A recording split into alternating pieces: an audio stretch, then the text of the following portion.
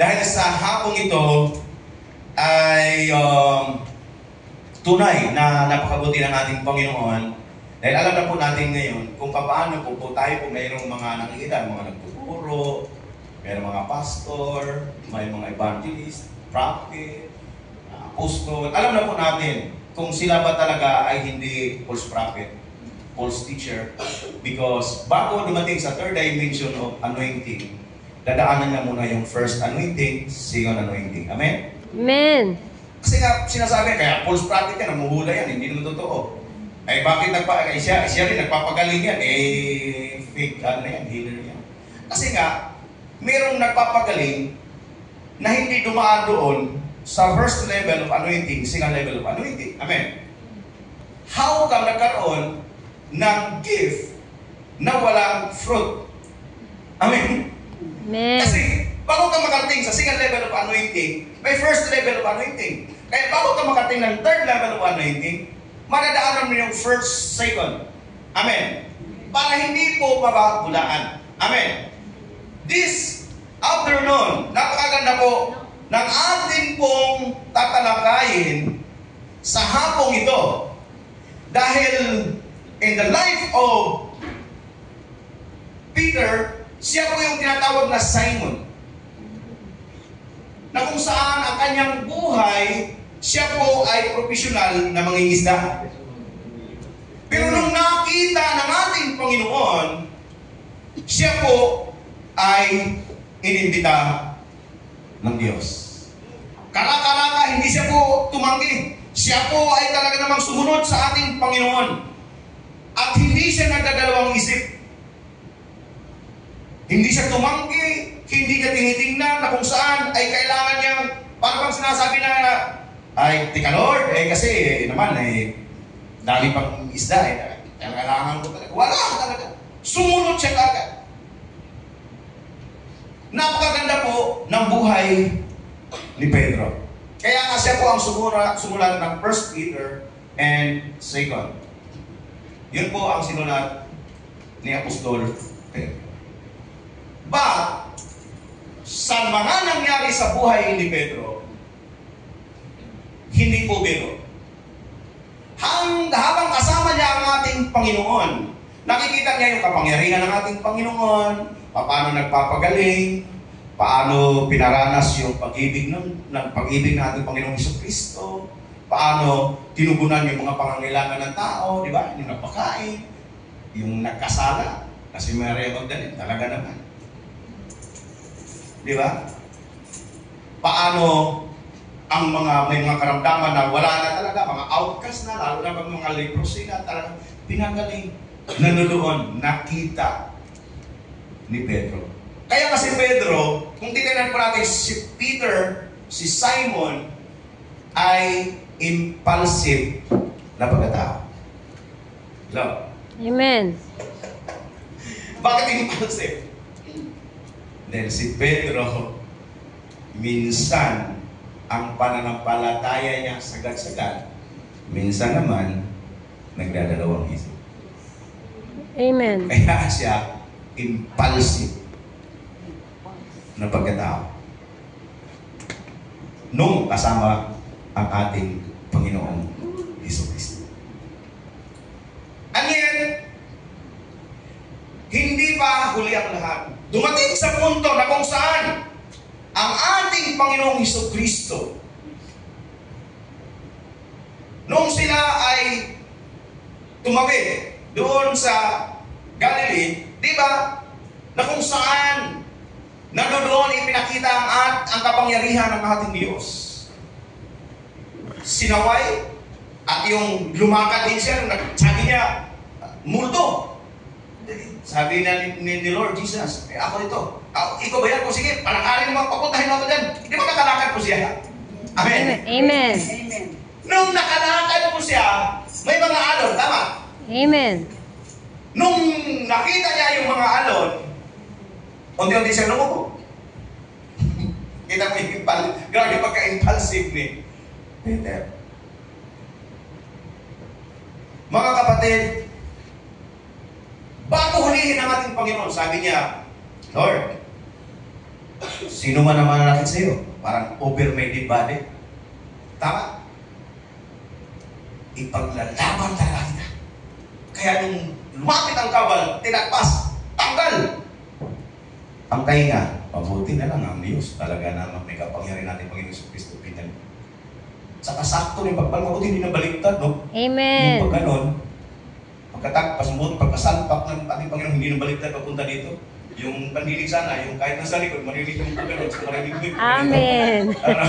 Okay, sakto na ibalik pa rin. Eh, grabe ang kapangyarihan ng ating Panginoong Hesus Kristo. And yet, ang yung ito si Pedro na ito, kumbaga sa hindi lang siya impulsive, pakialamero pa siya. Matapang siya, pero duwag pala. 3 times niya itinatawa ang ating Panginoong Hesus Kristo. Di ba ikaw yung kasama ni Jesus nandun, no? Sabi niya, hindi ako. Hindi ako. Pangalawa, ikaw talaga yun eh. Pareho yung tono nyo. Paano mo nalaman na Ilonggo ako sa aking pananamit? Kasi sabi niyo, ikaw yun eh. Kasi parehas yung tono ni Jesus eh. Di ba? Ay kung Ilonggo yun. Paano mo nalaman na magkaparehas kami? Ilonggo? Sa aking pananamit. Di ba? Ganon si Pedro. 3 times. Dumating ang punto na kung saan ang ating Panginoong Hesus Kristo ipinako sa cross at namatay, wala ng Pedro. Nasaan si Pedro? Nag-backslide. Hello? Bumalik sa buhay niya as fisherman. Nakakalungkot, ano? Nakita mo na yung kapangyarihan, nakita mo na yung kung paano gumawa ang Diyos ng mga himala, lahat ng mga gutom pinakain, 5,000. Lahat ng mga wala nang dapat na lunas ng karamdaman. Tapos nakalakad siya. Yung kanyang mother-in-law na may lagna, pinagaling. Amen? And yet, namatay ang ating Panginoong Hesus Kristo. And after that, nag-backslide po sa Pedro. Sa buhay po natin, wala pa rito, nasa labas. Maraming mga Pedro na pag makaranas ng mga pagsubok, bumabalik sa dating buhay. Amen. May kulang. May kulang. Kahit naranasan ang kapangyarihan ng Diyos, nakalakad, naranasan yung kapangyarihan ng Diyos.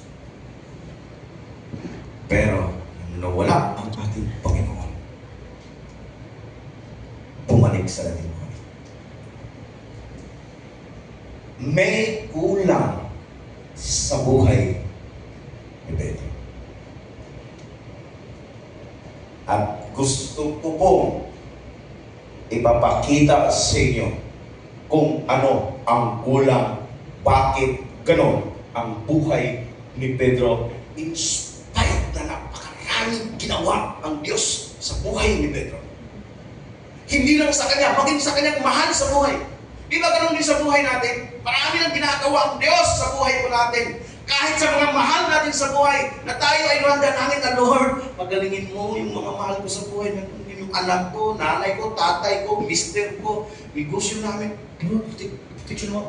Pinag-protection na ni Lord.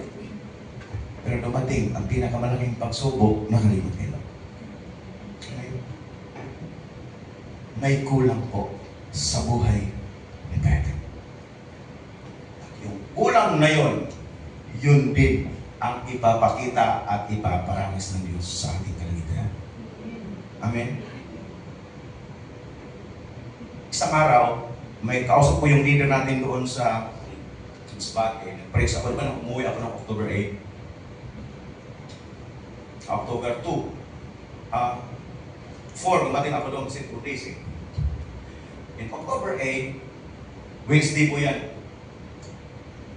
Sabi ni Daddy, yung senior pastor ko doon, "Nak, nandito ko pala?" Sabi ko, "Opo. Kanina lang ako dumating umaga." Sabi niya, "Sige, ikaw mag-praise mamaya." Hanggang na ako pumunta kasi meron kami prayer meeting or midweek service every 6 o'clock to 9. Sabi ko, kasi ang lahat ng mga Kristiyano palaging Nananalangin. palaging handa at nananalangin. Sabi ko, okay. After my preaching, very sharp ang word ni Lord para sa gawain ngayon. Sabi ko, hindi matapos o pagpasok ng itong buwan, sabi ko, hindi papasok ang December, may mga kaluluwa na ipapadala si Lord dito. Kaya na-share sa inyo kasi sinabi sa akin ng leader nung isang araw. Grabe! May pinakita si Lord sa akin, so nag-release ko. 3 years, umaattend doon, 10, 15, 10, 15, in 3 years time. After ng word na binigay sa akin ni Lord, nirelease ko. Alam nyo, ang capacity ng church, 300. Ang regular member namin nun is 300.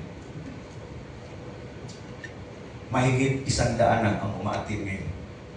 Amen. Glory to God. Hello. Hello. Amen. Nangyari.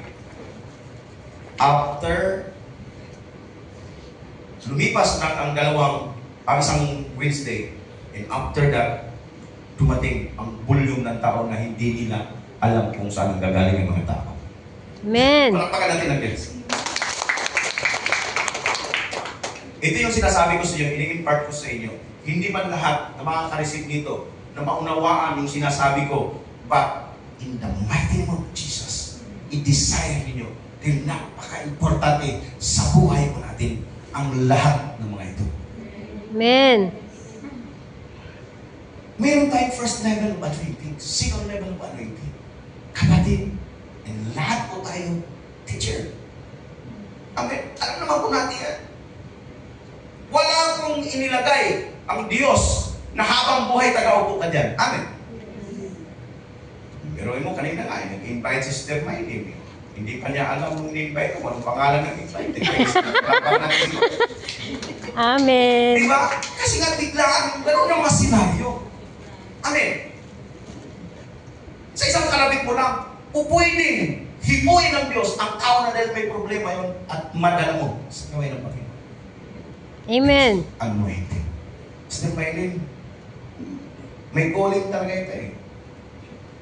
Bago mo inano dito, bago mo dinala dito ang ano mo, may word na sa akin si Lord, nandun ako eh. Sa ayaw mo sa gusto, magiging pastora ka. Amen. Amen. Tinawag ka talaga ng ating Panginoon. Amen. Lahat ng aapakan mo sa'yo, Amen. Amen. padadamihin, Lord, ang lahi mo. Yan ang sabi. Amen. Kapatid, noong sinabi ko yun, dahil hindi ko pwedeng, kasi babagabag ako. Yung mabagabag lang ako pag hindi ko release ang mga word. Ako rin mismo nahihirapan. At dumating na ngayon, ang dami nila alam. Sabi niya, nawala lang ako ng mga ilang Wednesday na hindi umaatin. Nung pagbalik ko, nagulat ako. Halos puno yung yung umaatin. Gabi yun eh. Ang regular service namin doon, 5 in the morning, first service, second service namin is 2 p.m. Pero mga kapatid, ang Wednesday, first time, 7 years na, ang gawain na yun, first time na puno. Ang gawain na yun, na Wednesday na parang Sunday na. Diba? Amen. Grabe kabuti ang ating Panginoon. Hallelujah. Dahil according to the book of John, in the beginning was the Word, and the Word was with God, And the Word was God. Amen. Ang ibig sabihin noon, kung sasabihin natin na gumaling ka, dumami ka, iblis ka, may power. Then every time na ilalabas sa bibig natin, Diyos yun. Power yun. Amen. Amen. Kaya pagkabuti ng ating Panginoon. In Acts chapter 1, verse 4 to 5, samantalang siya'y kasama pa nila, pinagbilinan sila ni Jesus, huwag muna kayong aalis sa Jerusalem. Sa halip, hintayin ninyo roon ang ipinangako ng Ama na sinabi ko na sa inyo. Si Juan ay nagbautismo sa tubig, ngunit di na magtatagal at pabautismuhan kayo sa Espiritu Santo. Amen. Sino yung mga totoo na baptized in the Spirit? Hindi lahat pa. Gusto niyo mabaptize ng Holy Spirit? Hello? Amen. Para maranasan ninyo yung sinasabi ko. Ang Holy Spirit, ang power na sinasabi ay dalawa po yun ang main function. 1, ability. 2, authority. Hello? Amen. Pag ang banal na Espiritu darating sa'yo, then you have the power. Ibig sabihin, ang banal na Espiritu nandyan sa'yo. Ang kapangyarihan, ability, and authority. May ability ka na. Kumanta, sumayaw. Ano? Pag-share ng monog ka.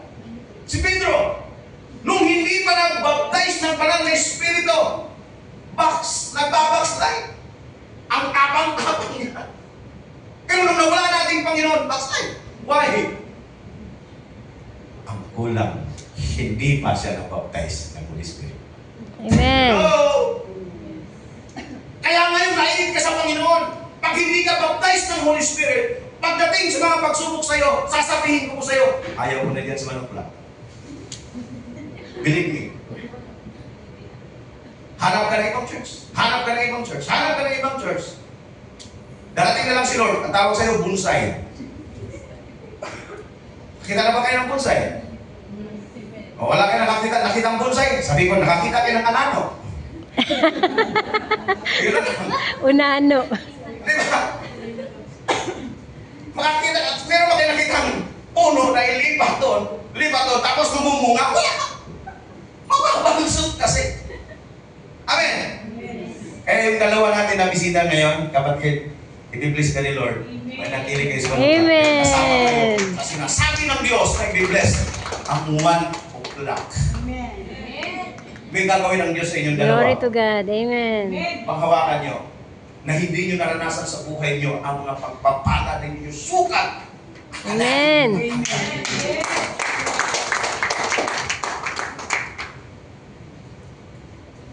Kaya ito yung kulang ni Pedro. Nung nabaptize ang mga alagad, na habang paakyat na ang ating Panginoon, doon sa langit, bumababa yung kapangyarihan ng ating Panginoong Jesucristo. Yung dilang dila na apoy na bumababa sa bawat alagad ng ating Panginoon.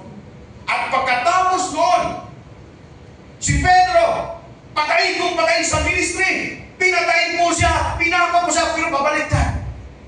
Dahil hindi pwedeng may pako siya na katulad ng ating Panginoong Jesucristo ang forma. Dahil wala akong makakagawa tulad ng ginawa ng ating Panginoong Jesucristo. Pinako siya, pabaliktad. You know why? Never siyang surrender. lahat na naranasan niya sa kanyang buhay, pero nananatiling siyang tapat sa Panginoon. Sabi mo, may namamalimos. Pahingi pera. Ay, wala ka naman talaga silang pera. Kasi nga talagang grabe ang pagpupursige nila. Naging parang wala silang pera basta makapagbahagi ng salita ng Diyos. Ganun po ang puspos ng banal na Espiritu. Amen. Amen. Pero hindi natin magagawa dito din. Kasi siyempre, pamilya ko, kaya pumunta kayo ng tatrabaho para doon sa ano. Amen. Sa pamilya ko natin sa Pilipinas. Kundi pinapakita lang natin yung commitment natin na malalim sa Panginoon. Na patay kung patay sa ministry. Walang iwanan. Amen. Amen. Sabi ni Pedro, silver and gold. I have in the mighty name of Jesus. Pero, kapatid, hallelujah, lahat na madaanan nila ni Pedro, sa anino pa lang, kumagaling na may mataramdaman. Amen. Because the power of the Holy Spirit na ipinangako ng Diyos. Amen. Hanggang pagbalik, hanggang kamatayan ni Pedro, never sumuko siya, never na sumurrender siya, never nagpapapikto siya sa lahat ng mga negative sa kanyang buhay na pagsasalitaan ng hindi maganda. Kahit doon sa paglilitis hanggang itinako siya pabaliktad, never niya i-deny ang ating Diyos. Pero nung wala pa, na-baptize ng Holy Spirit 3 times, tininay niya ating Panginoon. Amen. Nakita niyo yung pagkakaiba?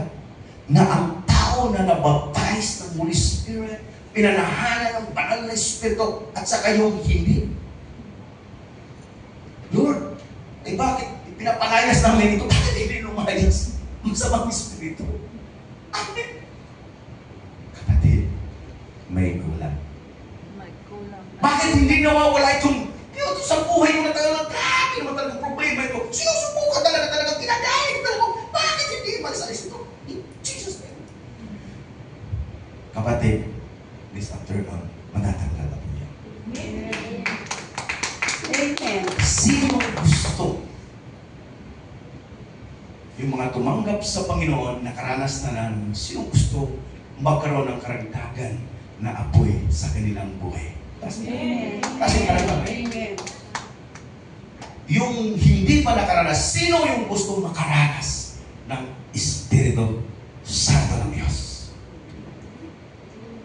Decide nyo. Amen. Kasi pag hindi kayo magtataas, ay talagang hindi nyo maranasan. Pag dumating ang mga pagsubok, karamdaman, sis, nanay, mami, may sakit po ako, punta kayo sa ospital. Yung sweldo nyo, pabayad na sa ospital. Amen? Hindi maiksi ang kamay ng ating Panginoon. Amen. Now, in Jesus' name, period! Amen. Libre pa. Buong sweldo mo, walang bawas. Amen. Ano lang ang puhunan? Open mo lang yung mind mo, open mo lang yung heart mo. Papasokin mo ang Espiritu Santo. Wala ka ng gasto, libre na, may kapangyarihan pa. Amen. Amen. Hallelujah! Sinong gusto tumanggap ng Espiritu Santo ng Diyos? Amen. Yung mga hindi pa tumanggap, sino gusto? Sige. Huwag niyong limitahan. Sasabihin nyo, Lord, nandito ako, Lord, nagtatrabaho ako, Lord. Pag tinanggap mo ang banal na Espiritu Santo, protektado ka sa iyong amo. Yung amo mo, na magkaroon ka ng amo na lalabas ang sungay, mapuputulan mo yan, sasabihin mo lang sa banal na okay rin, di ba? Yun ang purpose kung bakit ko kayo ngayon ipapataas yung kamay mo, huwag kayong mahinga. Desire niyo yun. Act of faith. Hindi nyo mararanasan kung hindi nyo i-desire. Amen. Amen. Again, hindi na ulitin ko to. Last na to. Aalis na ang barko. Sino yung gusto? Yun, amen. Hallelujah. Amen. Be ready. Praise ang worship team come. Worship team, Tayo pong lahat ay tumayo.